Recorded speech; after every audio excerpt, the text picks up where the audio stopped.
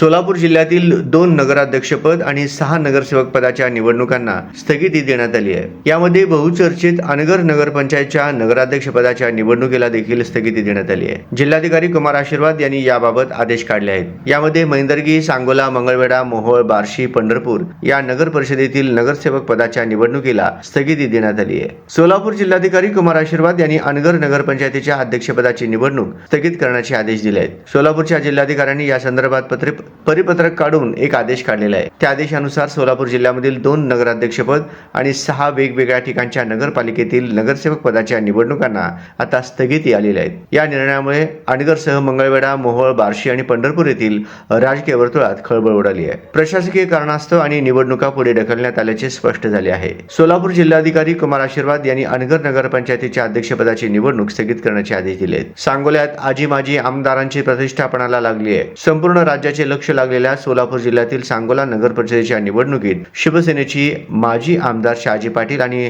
शेतकरी कामगार पक्षाचे आमदार बाबासाहेब देशमुख यांची प्रतिष्ठा पणाला लागली आहे। येथील निवडणुकीत प्रथमच भाजप आणि शेतकरी कामगार पक्ष एकत्रित आले आहेत, तर शिवसेनेचे माजी आमदार शहाजी बापू पाटील हे एकाएकी लढत देत आहेत। भाजपने ज्येष्ठ नेते मारुती बनकर आणि शिवसेनेचे आनंदा माने यांच्यात लढत होणार आहे। भाजप आणि शिवसेनेने मोठी ताकद लावली आहे। शिवसेनेचे उमेदवार आनंदा माने यांच्यासाठी उपमुख्यमंत्री एकनाथ शिंदे यांनी तर भाजपचे उमेदवार मारुती बनकर यांच्यासाठी मुख्यमंत्री देवेंद्र फडणवीस यांनी सभा घेऊन निवडून देण्याचे आवाहन केले आहे। सध्या तरी शिवसेनेचे पारडे जड असल्याचे दिसून येत आहे। तरीही येत्या 3 तारखेला होणाऱ्या मतमोजणीमध्ये कोण बाजी मारणार याकडे सर्वांचे लक्ष लागले आहे।